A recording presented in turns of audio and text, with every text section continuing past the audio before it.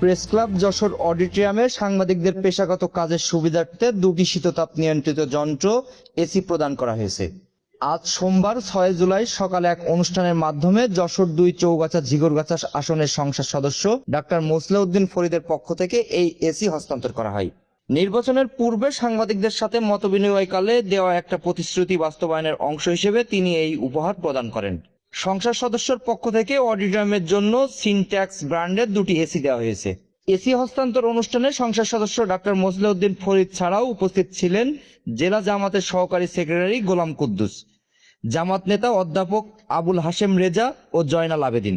Press ক্লাবের পক্ষ থেকে এসি গ্রহণ করেন প্রেস ক্লাবের সহসভাপতি ওহাবুজ্জামান ঝন্টু, শেখ দিনু আহমেদ এবং সাধারণ সম্পাদক SM তহিদুর রহমান সহ কার্যনির্বাহী কমিটির অন্যান্য সদস্যবৃন্দ।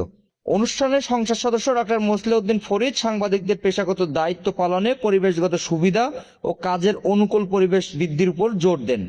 অন্যদিকে নির্বাচনের আগে দেওয়া প্রতিশ্রুতি দ্রুত সময়ের মধ্যে রক্ষা করায় প্রেস ক্লাব নেতৃবৃন্দ সংসদ সদস্যের প্রতি বিশেষ ধন্যবাদ ও কৃতজ্ঞতা প্রকাশ করেন।